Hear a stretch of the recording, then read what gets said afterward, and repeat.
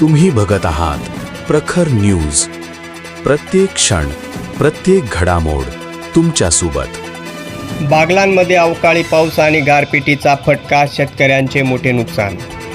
नाशिक जिल्ह्यातल्या बागलाण तालुक्यात गेल्या 2 दिवसात झालेल्या अवकाळी पाऊस आणि गारपिटीमुळे शेतीचे मोठे नुकसान झाले आहे। कांदा, मका, गहू, हरभरा तसेच द्राक्ष आणि डाळिंब पिकांना मोठा फटका बसला आहे। अचानक आलेल्या या पावसामुळे हजारो हेक्टरवरील उभी पिकं जमीन उद्ध्वस्त झाली असून शेतकरी आर्थिक संकटात सापडले। या पार्श्वभूमीवर बागलाणचे माजी आमदार संजय चव्हाण यांनी तहसीलदारांना निवेदन देत नुकसानग्रस्त भागात तातडीने पंचनामे करून शेतकऱ्यांना मदत देण्याची मागणी केली आहे। प्रखर न्यूजसाठी भैयासाहेब माळीसह भगवान पवार, सटाणा। बाधित सर्व पिकांचे सरसकट व तात्काळ पंचनामे करावे। प्रत्येक नुकसानग्रस्त शेतकऱ्याला हेक्टरी किमान 1.5 लाख रुपये अनुदान तात्काळ जाहीर करावे।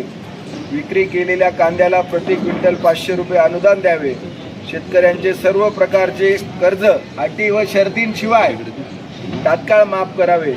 पंचनाम्याच्या नावाखाली होणारा विलंब व दिखाऊ पाहण्या थांबून थेट मदत वितरित करण्याची यंत्रणा राबवावी आणि संपूर्ण मदत प्रक्रिया 1 महिन्याच्या आत जर पूर्ण केली नाही तर आम्ही पुढच्या, आज 1 एप्रिल आहे, 1 मेच्या दिवशी आम्ही तहसील कार्यालयाला टाळा ठोकू आंदोलन करू असे एक पत्र आणि निवेदन तुम्हाला देतो आहोत। तर तुम्ही आमच्या या भावना शासनापर्यंत पोहोचवा, कारण 1 मेला आम्हाला म्हणजे 1 मे हा महाराष्ट्र दिन आहे आणि त्या महाराष्ट्र दिनाच्या दिवशी तहसील कार्यालयाला कुलूप लावणं हे काही संयुक्तिक होणार नाही आणि ते आपल्या तालुक्याला अजिबात शोभादायक राहणार नाही। याची पण तुम्ही गांभीर्याने दखल घ्या आणि पंचनामे तुम्ही कधी सुरू करणार हे पण थोडंसं सांगा सगळ्या शेतकऱ्यांना। हे शेतकऱ्यांचे प्रतिनिधी आहेत, त्यांना सगळ्यांना सांगा, म्हणजे प्रत्येक शेतकरी आपल्या जे काही नुकसान झालं असेल त्यांच्या ते ठिकाणी थांबून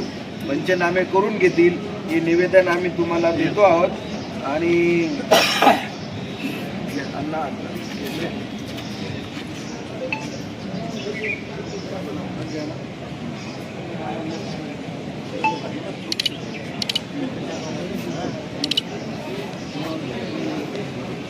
गारपीटग्रस्तांना तात्काळ अनुदान, गारपीटग्रस्तांना तात्काळ अनुदान।